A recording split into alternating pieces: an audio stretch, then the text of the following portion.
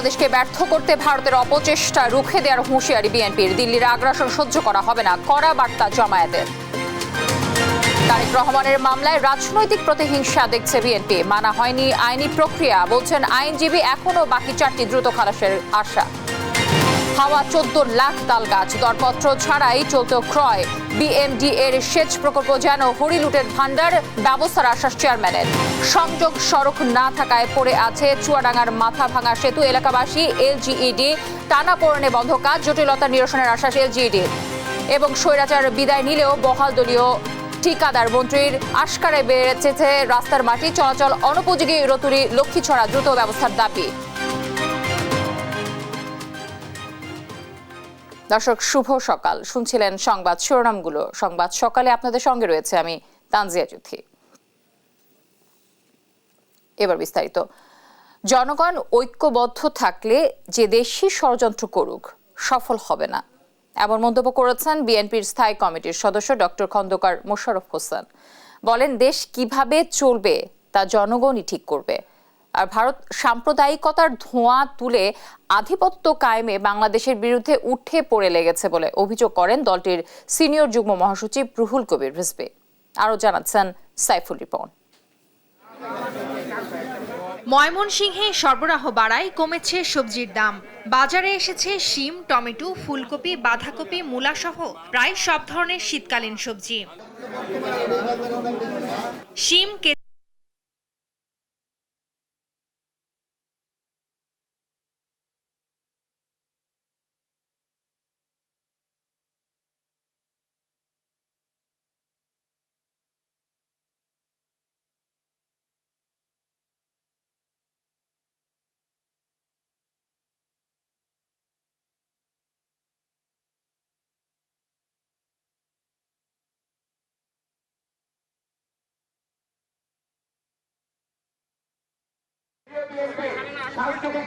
আধিপত্য বিস্তারের অপচেষ্টার প্রতিবাদে ভারতীয় পণ্য বর্জনের আহ্বান নিয়ে গুলশানে আয়োজিত এক অনুষ্ঠানে প্রধান অতিথির বক্তব্য রাখেন বিএনপির সিনিয়র যুগ্ম মহাসচিব রুহুল কবির রিজভী। এ সময় তিনি বলেন, বিদ্বেষপূর্ণ ও হিংসাত্মক মনোভাবের কারণেই বাংলাদেশ সহ কোনো পার্শ্ববর্তী দেশ এখন ভারতের সাথে নেই। সাম্প্রদায়িকতার ধোঁয়া তুলে ভারতকে যেমন বিভাজন করছেন, ভারতের স্বাধীনতার পর থেকে গণতন্ত্রের যে একটি ঐতিহ্য ছিল সেটাকে যেমন ভুলুণ্ঠিত করছেন, আর সেই সাম্প্রদায়িকতার ধোঁয়া তুলে কট্টর হিন্দুবাদীদেরকে উস্কে দিয়ে আপনারা চাচ্ছেন উপমহাদেশে আপনাদের আধিপত্য কায়েম। আপনাদের এই বিদ্বেষপূর্ণ মনোভাব, আপনাদের এই হিংসাত্মক মনোভাব, আপনাদের এই ধরনের অপরকে ঘৃণা করার মনোভাবের কারণে আজকে নেপাল আপনাদের সাথে নেই, আজকে ভুটান আপনাদের সাথে নেই, আজকে শ্রীলঙ্কা আপনাদের সাথে নেই, আজকে মালদ্বীপ আপনাদের সাথে নেই, পাকিস্তান তো নেই। এদিকে 6 ডিসেম্বর স্বৈরাচার পতন ও গণতন্ত্র দিবস উপলক্ষে জাতীয় প্রেস ক্লাবে আয়োজিত আলোচনা সভায় অংশ নিয়ে বিএনপি নেতারা বলেন, জাতীয় ঐক্যের মধ্য দিয়ে দেশবিরোধী সব ষড়যন্ত্র মোকাবেলা করতে হবে। চূড়ান্ত বিজয় অর্জন না হওয়া পর্যন্ত আমরা রাজপথে থাকব। অত্যাবশ্যকীয় সংস্কারগুলিকে সম্পন্ন করে যত দ্রুত সম্ভব একটি অবাধ নির্বাচনের ব্যবস্থা করতে হবে। এই জাতীয় ঐক্যের ডাক এসেছে, অথবা সকলকে ঐক্যবদ্ধভাবে এই ষড়যন্ত্র মোকাবেলা করতে হবে। স্বৈরাচার শেখ হাসিনা দেশ ছেড়ে পালিয়ে গিয়ে অন্য দেশে অবৈধভাবে অবস্থান নিয়ে বাংলাদেশের বিরুদ্ধে ষড়যন্ত্র করছে অভিযোগ করে বিএনপির স্থায়ী কমিটির সদস্য ডক্টর খন্দকার মোশাররফ হোসেন বলেন, দেশের জন্য কখন কি করতে হবে তা জানে জনগণ। এই সরকারকে যাতে করে ব্যর্থ হয় সেই জন্য যত রকমের চেষ্টা তারা করবে। 18 কোটি মানুষ যদি ঐক্যবদ্ধ থাকি, যে দেশই হোক না কেন আমাদের বিরুদ্ধে ষড়যন্ত্র করে তারা সফল হতে পারবে না। জনগণের উপরে আমাদের সকল আস্থা রেখে ঐক্যবদ্ধভাবে সরকার যে সংস্কারগুলো করতে চাচ্ছে সেগুলো দ্রুত শেষ করে আমাদেরকে নির্বাচনের দিকে যেতে হবে। সংস্কার শেষ করে একটি গ্রহণযোগ্য নির্বাচন দিয়ে বিদায় নেয়ার শর্তেই অন্তর্বর্তী সরকারকে সবাই সমর্থন দিচ্ছে বলেও মন্তব্য করেন বিএনপির এই নীতি নির্ধারক। যত দ্রুত দেশে নির্বাচন হয় জনগণ ঠিক করবে আগামী বাংলাদেশ কিভাবে চলবে। সাইফুল রিপন, দেশ টিভি, ঢাকা। বাংলাদেশের 1 ইঞ্চি জমিও কাউকে ছাড় দেওয়া হবে না বলে হুঁশিয়ার করেছেন জামায়াতের আমির ডক্টর শফিকুর রহমান। শুক্রবার সকালে কুমিল্লা টাউন হল মাঠে মহানগর জামায়াতের কর্মী সভায় তিনি কথা বলেন। দ্রুত সংস্কার শেষ করে নির্বাচন আয়োজনে অন্তর্বর্তী সরকারের প্রতি আহ্বান জানান তিনি। সহকর্মী সুমন কবির রিপোর্ট জানাচ্ছেন টুম্পা আফরোজ। কুমিল্লার ঐতিহাসিক টাউন হল ময়দানে কর্মী সম্মেলনে আসেন জামায়াতের ইসলামের আমির ডাক্তার শফিকুর রহমান। এ সময় ভারতকে উদ্দেশ্য করে তিনি বলেন, বাংলাদেশের 1 ইঞ্চি জমি কাউকে ছাড় দেওয়া হবে না, কোনো আগ্রাসন সহ্য করা হবে না বলেও হুঁশিয়ারি করেন তিনি। মাইনরিটি শব্দ ব্যবহার করে একটি গোষ্ঠী নিজেদের স্বার্থ হাসিলের চেষ্টা করছে বলেও মন্তব্য করেন তিনি। আমরা কোনো আগ্রাসন সহ্য করব না। বাংলাদেশের 1 ইঞ্চি জমি আমরা কাউকে ছেড়ে দেব না। আমাদের জীবন দিব, তবু বাংলাদেশের 1/2 ইঞ্চি জমি আমরা ছেড়ে দেব। এটি আমাদের কমিটমেন্ট। সম্মেলনে তিনি অন্তর্বর্তী সরকারকে সংস্কার কাজের গতি বাড়ানোর আহ্বান জানান। জনগণ অতীত, বর্তমান, ভবিষ্যৎ বিবেচনা করে ভোট দেবে জানিয়ে অতি দ্রুত নির্বাচনের আয়োজনের আহ্বান জানান জামাত আমির। সরকারকে অনুরোধ করব সংস্কারে গতি বাড়াতে। সংস্কারে গতি বাড়িয়ে মৌলিক সংস্কারগুলো করে একটা সুষ্ঠু নির্বাচন জাতিকে উপহার দেবে। জনগণ বিচার করবে অতীত কার কেমন ছিল, বর্তমান কার কেমন, আর ভবিষ্যৎ কার কেমন হতে পারে। অতীত, বর্তমান এবং ভবিষ্যৎ বিবেচনায় জনগণ সিদ্ধান্ত নেবে।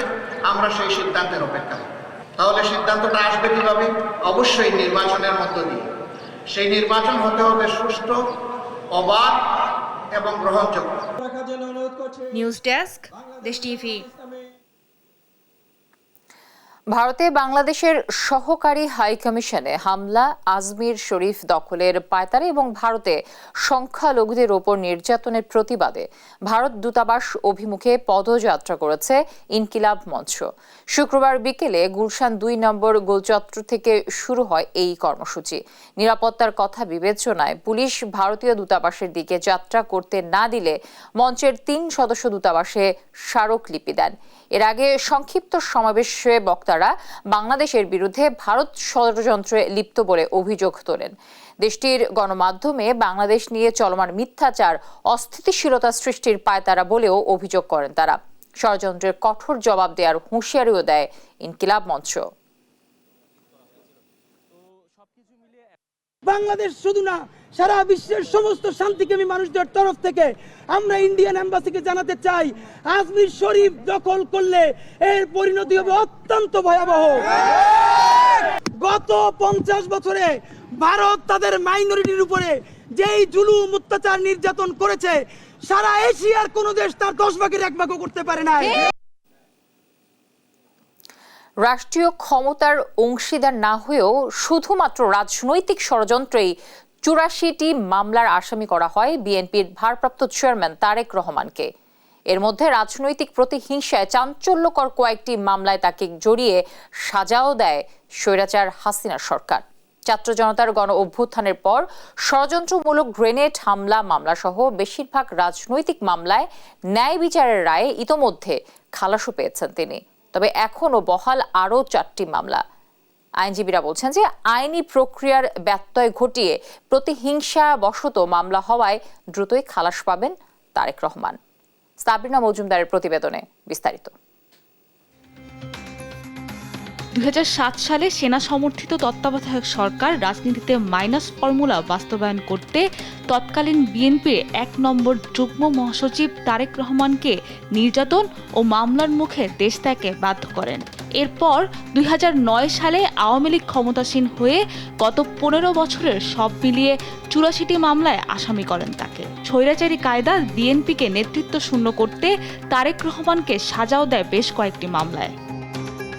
5ই আগস্ট স্বৈরাচার শেখ হাসিনা পালালে একে একে ষড়যন্ত্রমূলক মামলার দায় থেকে মুক্তি পাচ্ছেন তারেক রহমান। সম্প্রতি 21শে আগস্ট গ্রেনেড হামলার মামলা থেকে খালাস পেলেন বিএনপির ভারপ্রাপ্ত চেয়ারম্যান তারেক রহমান, যা ছিল তার বিরুদ্ধে হওয়া সবচেয়ে বড় রাজনৈতিক মামলা। এরই মধ্যে বেশিরভাগ মামলা থেকে খালাস পেলেও এখনো বাকি 4টি মামলা।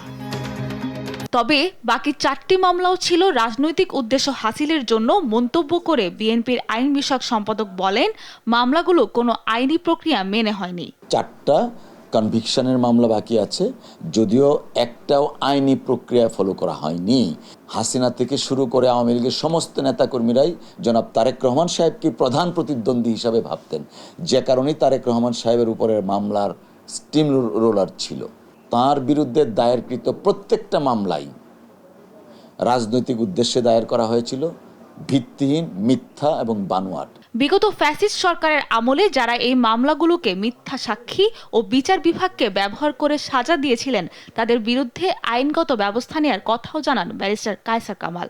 দেশনেত্রী বেগম খালেদা জিয়া এবং জনাব তারেক রহমান সাহেবকে যারা এই প্রক্রিয়ার সাথে সম্পৃক্ত, ওনাদেরকে নাজেহাল করার জন্য এবং মিথ্যাভাবে মামলায় ফাঁসানোর জন্য এই প্রক্রিয়ার সাথে যারা জড়িত ছিলেন, তাদের ব্যাপারে আমরা আইনগত পদক্ষেপ নিব। এটা আগের থেকে আমাদের একটা কমিটমেন্ট। কারণ হলো এইটা এই জন্যই যে জেনে শুনে কেউ মিথ্যা কাজটা করছে, অফকোর্স তাকে তো সেটা জবাবদিহিতায় আসতে লাগবে, আর না হলে তো আরেকজন আরেকদিন উৎসাহিত হবে। 2008 সালের জামিনে মুক্তি পেয়ে যুক্তরাজ্যে যান তারেক রহমান। এরপর 16 বছর ধরে লন্ডনে আছেন বিএনপির এই শীর্ষ নেতা। পলাতক স্বৈরাচার জাতীয় জীবনের 15টি বছর কেড়ে নিয়েছে। সাবরিনা মজুমদার, দেশ টিভি, ঢাকা। ঠেলে দিয়ে আবারও সীমান্ত হত্যা। পঞ্চগড়ের সীমান্ত এলাকায় বিএসএফ এর গুলিতে আনোয়ার হোসেন নামের এক বাংলাদেশের মৃত্যু হয়েছে।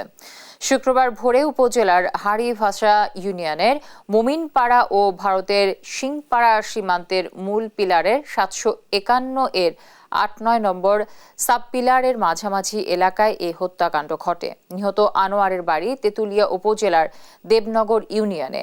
বিজিবি জানায়, বৃহস্পতিবার রাতে ভারত থেকে ফেরার পথে আনোয়ার সহ কয়েকজন বাংলাদেশিকে বিএসএফ এর চানাকিনা ক্যাম্পের সদস্যরা তাদের ধাওয়া করে। একসময় বিএসএফ গুলি চালালে ঘটনাস্থলেই মারা যান আনোয়ার। পরে তার মরদেহ নিয়ে যায় ভারতীয় সীমান্তরক্ষী বাহিনী।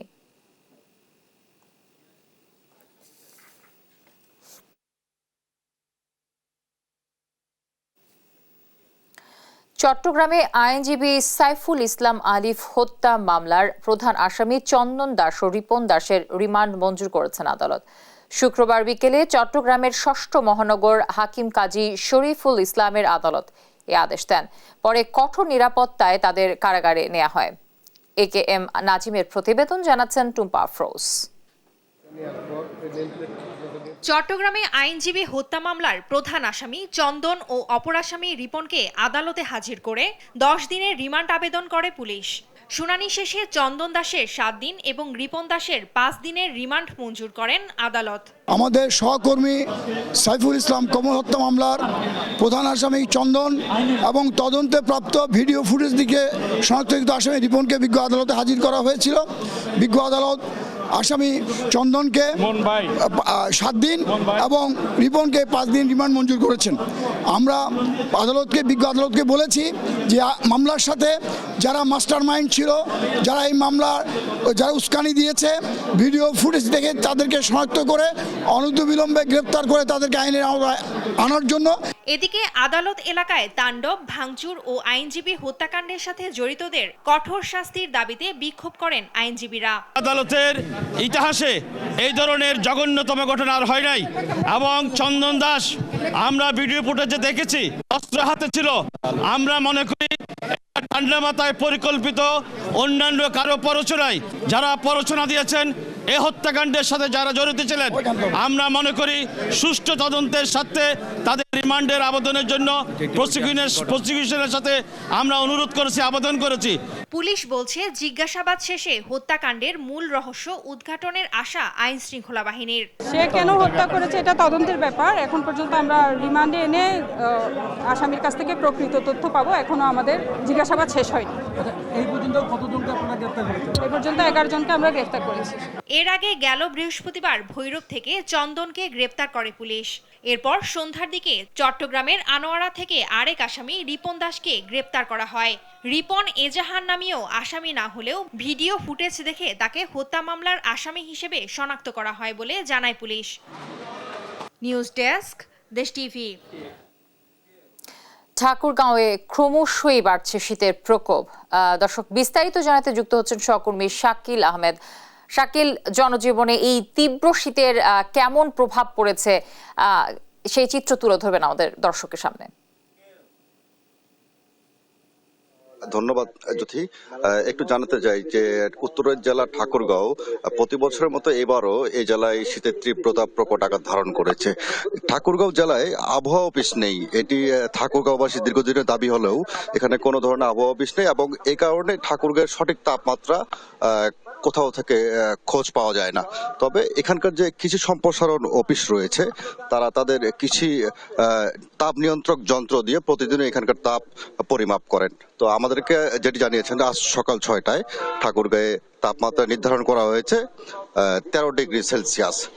আমরা লক্ষ্য করেছি যে বেশ কয়েকদিন ধরে ঠাকুরগাঁয়ে ঘন কুয়াশার চাদরে ঢাকা থাকছে এবং এই ঘন কুয়াশার কারণে এখানে হিমেল হাওয়া বইছে এবং সব থেকে কষ্টে রয়েছে ছিন্নমূল মানুষ এবং খেটে খাওয়া মানুষরা। আমরা লক্ষ্য করেছি যে দিনমজুর যারা রয়েছেন তাদের আয় অনেকাংশে কমে গেছে এবং তারা অনেক সংকটে আছেন। এভাবেই চলছে ঠাকুরগাঁয়ের শীতার্ত এবং ঠাকুরগাঁও জেলা প্রশাসন আমাদের জানিয়েছেন যে তারা শীত বস্ত্রের জন্য ত্রাণ মন্ত্রণালয়ে ইতিমধ্যে 80,000 কম্বলের জন্য চাহিদাপত্র পাঠিয়েছেন। সেগুলো 2-1 দিনের মধ্যে আসলে সেগুলো শীতার্ত মানুষদের মধ্যে তারা দিয়ে পাঠাবেন। এই ছিল ঠাকুরগাঁয়ের শীতের সর্বশেষ অবস্থা। আমাদের সহকর্মী শাকিল আহমেদ যুক্ত ছিলেন ঠাকুরগাঁও থেকে। বরেন্দ্র অঞ্চলে 14 লাখ তাল গাছের হদিস নেই। দরপত্র ছাড়াই বিএমডিএ প্রকল্পের পাইপ কেনায় হয় চরম দুর্নীতি। এখানেই শেষ নয়, দুর্নীতির তথ্য লোপাটে পুড়িয়ে দেয়া হয় অফিস। সে সঙ্গে নির্ধারিত স্কেলের চেয়ে বেশি বেতন নিয়েছেন 73 কর্মকর্তা। বিএমডিএ এর সেচ থেকে প্রকল্পের এমন হরি লুটের চিত্রের দ্বিতীয় পর্ব তুলে ধরেছেন আমাদের সহকর্মী কাজী শাহেদ। চাঁপাইনবাবগঞ্জ আমনুরা আঞ্চলিক সড়ক 2019 সালে এই সড়কে তালগাছ রোপণ করে বরেন্দ্র বহুমুখী উন্নয়ন কর্তৃপক্ষ বিএমডিএ, কিন্তু সড়কের কোথাও নেই তালগাছের চিহ্ন মাত্র। একই হাল অন্য জেলাতেও। বিএমডিএর বিরুদ্ধে এমন অনিয়ম দুর্নীতির ফিরিস্তি কম নয়। শত কোটি টাকার প্রকল্পে নিম্নমানের পাইপ কেনায় এসব ফেটে নষ্ট হয় প্রকল্পের উদ্দেশ্য। এ নিয়ে হয় তদন্ত কমিটিও, তবে আলোর মুখ দেখেনি সেই তদন্ত। শুধু এটিই নয়, গত 5 বছরে খাল খনন থেকে শত কোটি টাকা গেছে কর্মকর্তাদের পকেটে। নাটোরের খাল খনন প্রকল্প পরিচালকের বিরুদ্ধে স্থানীয়রা ক্ষোভ জানান। নিজ স্কেলের অতিরিক্ত বেতন নিয়েছেন 73 বিএমডিএ কর্মকর্তা। শেষ প্রকল্পের অর্থ আত্মসাতের প্রমাণ লোপাটে গোদাগাড়ি বিএমডিএ অফিসে দেয়া হয় আগুন। আমরা শুনেছি যে তাল গাছ লাগানো হবে বা লাগাইবে, কিন্তু ব্যাপকভাবে তাল গাছ লাগা দেখতে পাই না আমরা। তবে প্রকল্প পরিচালকরা দাবি করেছেন সব কাজ হয়েছে নিয়ম মেনেই, যদিও এ নিয়ে কথা বলতেই রাজি হননি শেষ নালা প্রকল্পের পরিচালক। কাজ গণনা করে যে কটা পাওয়া যাবে এটা ফাইনাল বিল পাবে এবং এই প্রথম তাল গাছের গাছ গণনা করে বিল দেওয়া হয়। গাছটা আমি গাছ গণনা করবো কেন? প্রত্যেকটা উপজেলাতে 500 উপজেলা থেকে একটা টিম করে দেওয়া হয়েছিল। টিমে কাজ গণনা করছে বলছেন। আমি তো ঠিক করে শুনতে পাচ্ছি না আপনাকে, পরে আলাপ করবেন। কিছু বাকি আছে, অল্প কিছু, এটুকু হলে কমপ্লিট হয়ে যাবে, কিন্তু যেগুলো জায়গায় খনন করা হয়েছে সেগুলো জায়গাতে মনে হয় ঠিকই আছে। সুশাসন বিশ্লেষকরা বলছেন কমিশন বাণিজ্যের কারণে নিম্নমানের পণ্য কেনে বিএমডিএ। এসব দুর্নীতির বিরুদ্ধে দৃশ্যমান কোনো ব্যবস্থা না নেয়ায় বেড়েছে লুটপাটের মাত্রা। 3 গুণ বা 4 গুণ দামে কিন্তু কেনাকাটা করা হয়েছে এবং কমিশন বাণিজ্য হয়েছে বলে আমার কাছে মনে হয়। যে মানসম্মত যে প্রোডাক্টটা রয়েছে সেটা না দিয়ে কিন্তু অতি নিম্নমানের প্রোডাক্ট দেওয়া হয়েছে। যারা এর সাথে যুক্ত, এই অন্যায়ের সাথে, তাদেরকে আইনের আওতায় নিয়ে যদি সমুচিত শাস্তি নিশ্চিত করা না যায় তাহলে এই অন্যায় কিন্তু দিনের পর দিন বাড়তে থাকবে। প্রতিষ্ঠানটির চেয়ারম্যান জানিয়েছেন তার কাছেও প্রকল্পের 9/6 অভিযোগ আছে। এসব অভিযোগ জানে কৃষি মন্ত্রণালয়ও। তার এখতিয়ারের মধ্যে না হওয়ায় ব্যবস্থা নিতে তুলে ধরবেন বোর্ড সভায়। আগামী বোর্ড মিটিংয়ে এগুলো আলোচনা করব এবং আলোচনা করে একক চেয়ারম্যান কোনো কিছু না নয় ভালো, বোর্ড থেকে সিদ্ধান্ত নিয়ে একটা কমিটি করে পদ্ধতি কি হবে সেইভাবে এটা ব্যবস্থা একটা সিদ্ধান্ত আছে। প্রতিষ্ঠানটিতে বারবার প্রকল্পের নামে শত শত কোটি টাকার আর্থিক দুর্নীতি অনিয়মের প্রমাণ উঠে আসলেও কোনো ব্যবস্থা নেয়নি কর্তৃপক্ষ। কাজী শাহেদ, দেশ টিভি, রাজশাহী। দীর্ঘ প্রতীক্ষার পর স্থানীয়রা পেয়েছেন কাঙ্ক্ষিত সেতু, কিন্তু সংযোগ সড়কের অভাবে কোনো কাজেই আসছে না চুয়াডাঙ্গার গঞ্জের ঘাট পীরপুর সেতুটি। কর্তৃপক্ষ বলছেন যে ভূমি অধিগ্রহণ জটিলতায় বন্ধ হয়ে আছে সংযোগ সড়ক নির্মাণের কাজ। খায়রুজ্জামান সেতুর প্রতিবেদন, জানাচ্ছেন আপন আপু। 2021 সালে গঞ্জের ঘাট পীরপুর সড়কে মাথাভাঙ্গা নদীর উপর সেতু নির্মাণের উদ্যোগ নেয় এলজিইডি। চুক্তি অনুযায়ী 90 মিটার দীর্ঘ এ সেতুর নির্মাণ কাজ শেষ হয় 2022 সালে। প্রায় 7 কোটি টাকা ব্যয়ে নির্মিত এই সেতুর কাজ শেষ হলেও সংযোগ সড়কের অভাবে স্থানীয়দের কোনো কাজেই আসছে না সেতুটি। গঞ্জের ঘাটের বেশিরভাগ মানুষের কৃষি জমি রয়েছে নদীর ওপারে পীরপুর এলাকায়। সেতু চালু না হওয়ায় কৃষিপণ্য ঘরে তুলতে তাদের গুনতে হচ্ছে বাড়তি ভাড়া। সহজে ও অল্প খরচে কৃষিপণ্য ঘরে তুলতে দ্রুত সংযোগ সড়ক নির্মাণের দাবি স্থানীয়দের। ওপরের সব কাজ কমপ্লিট, দুই পাশে রাস্তার সংযোগ এখনো দেওয়া হয়নি। আর যে সকল ঠিকাদাররা এর পিছনে জড়িত তারাও এখানে কেউ খোঁজ খবরও নেয় না, সরকারে কেউ এসে খোঁজও নেই, আর কেউ নেই। যত গাড়ি টাড়ি ওই বেশ টুর না হয় চুয়াডাঙ্গা ঘুরে তালুকদার ঘুরে যেতে হয়। ঘাট পার হওয়া 1 ঘন্টা লেট, এদিক দিয়ে যাতায়াত করা। আর ব্রিজ তো তৈরি হয়ে গেছে, খালি পথটার জন্যই সমস্যা। যাওয়া আসা কষ্ট বা মাল সামান নিয়ে আসার কষ্ট। এদিকে কর্তৃপক্ষ বলছে সংযোগ সড়কের জন্য জমি দেওয়ার আশ্বাস দিলেও এখন ক্ষতিপূরণ দাবি করছে এলাকাবাসী। বন্ধ আছে সংযোগ সড়কের কাজ, তাই দ্রুত জমি অধিগ্রহণ করে কাজ শেষ করার আশ্বাস এলজিইডির। বৃষ্টির কাজ যখন 50% হয়ে যায় তখন আমরা অ্যাপ্রোচের কাজ করার জন্য চেষ্টা করি। তখন এলাকার লোকজন বলে যে না, আমাদের জমি সামান্যই আছে, আমরা এই জমিটুকু আপনারা কিনে নেন। আমরা ক্রয় করার সমস্ত যাবতীয় প্রক্রিয়া আমাদের অফিস থেকে সম্পাদন করে আমরা জেলা প্রশাসক মহোদয়ের দপ্তরে প্রেরণ করেছি। রাষ্ট্রের কোটি কোটি টাকার সম্পদ এভাবে ফেলে না রেখে দ্রুত সংযোগ সড়ক নির্মাণের দাবি এলাকাবাসীর। নিউজ ডেস্ক, দেশ টিভি। ক্ষমতার দাপটে রতুলি লক্ষ্মীছড়া কাঁচা রাস্তা উন্নয়ন কাজ 1 বছরেও সম্পন্ন করেনি আওয়ামী লীগ দলীয় ঠিকাদার জুবেল আহমেদ। বক্স কার্টিং করে ফেলে রেখেছে রাস্তা। ঠিকাদারের স্বেচ্ছাচারিতা ও গাফিলতিতে চরম দুর্ভোগ পোহাচ্ছেন হাজার মানুষ। সহকর্মী সালে এলাহি কুটির তথ্য ও ছবিতে সালমা জাহানের ডেস্ক রিপোর্ট। হরিপুরের রতলি লক্ষ্মীছড়া গ্রামীণ সড়ক। এটি মৌলভীবাজারের বড়লেখা উপজেলার পর্যটন কেন্দ্র মাধবকুণ্ড যাতায়াতের লিংক রোড হিসেবে ব্যবহৃত হয়। 2023 সালে স্থানীয় সরকার প্রকৌশল অধিদপ্তর সড়কটি উন্নয়নের জন্য 1 কিলোমিটার রাস্তা পাকাকরণে বরাদ্দ দেয় 1,36 লাখ টাকা। প্রকল্প বাস্তবায়নে কাজটি পায় ঠিকাদার জুবেল আহমেদ। উদ্বোধন করেন পরিবেশ, বন ও জলবায়ু পরিবর্তন মন্ত্রণালয়ের তৎকালীন মন্ত্রী শাহাবুদ্দিন। চলতি বছরের 18 জুলাই কাজ শেষ করার চুক্তি থাকলেও আওয়ামী লীগের মদতপুষ্ট ঠিকাদার রাস্তাটি বক্স কাটিং করে অন্য জায়গায় মাটি বিক্রি করে দেয়। রাস্তাটি এখন হয়ে পড়েছে চলাচল অনুপযোগী। এতে হরিপুর, সনাতনপুর, লক্ষ্মীছড়া, মণিপুরি পাড়া সহ এলাকার কয়েক হাজার মানুষ চরম ভোগান্তি পোহাচ্ছেন। আমরা চাইছিলাম রাস্তা মন্ত্রীর কাছে, পাইছি আমরা খাল। আগে কাঁচা হইলে আমরা রাস্তা বালা আছিল, তখন পিস করবো করি সারা গাঁট করিয়া খুদিয়া রাখি দিছেন। আগে ঠেলা দিয়ে নিতাম পারতাম, এখন আমরা খানতে পারিনি, আমরা কষ্ট হয়। আমরা তো আশা করলাম পাকা হইতো, কিন্তু তো পাকার কোনো কেউ নাই।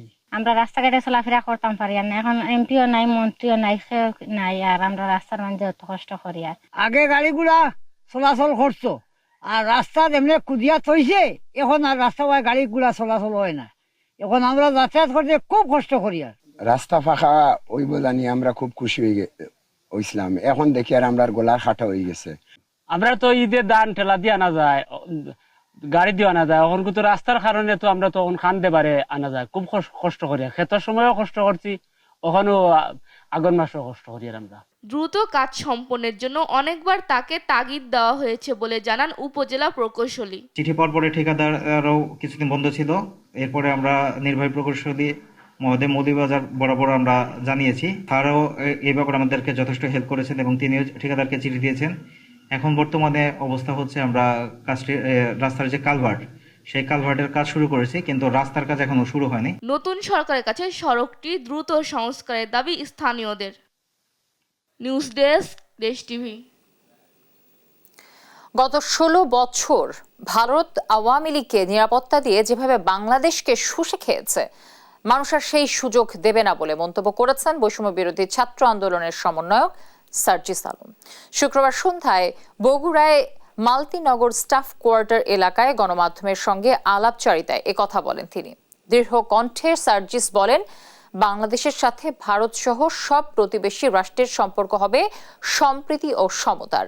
আগামী বাংলাদেশে গণমাধ্যম শক্তিশালীকরণের উপর জোর দেন সার্জিস। বাংলাদেশের জনগণ অন্তত এই প্রশ্নে এখন শতভাগ তাদের জায়গায় ঐক্যবদ্ধ যে আমাদের সাথে শুধু ভারত নয়, পৃথিবীর যে কোনো দেশের সাথে আমাদের সম্পর্ক হবে সম্মানের, সমতার। কোনো ডমিনেন্সের সম্পর্ক, কোনো দাসত্বের সম্পর্ক বাংলাদেশের মানুষ আর কোনোদিন মেনে নিবে না। এদিকে বরিশালে সড়ক দুর্ঘটনায় শিক্ষা মন্ত্রণালয়ের উপসচিব ডক্টর ফরহাদ হোসেনের মৃত্যু হয়েছে। শুক্রবার বিকেল 5:30টার দিকে জেলার মুলাদিতে উপজেলার কাচির চর হাওলাদার সেতু এলাকায় এই দুর্ঘটনাটি ঘটে। জানা যায়, একটি টেম্পুতে মীরগঞ্জ ফেরিঘাট থেকে নন্দীর বাজার যাচ্ছিলেন তিনি। সেতু এলাকায় মোড় অতিক্রম করার সময় নিয়ন্ত্রণ হারায় টেম্পুটি।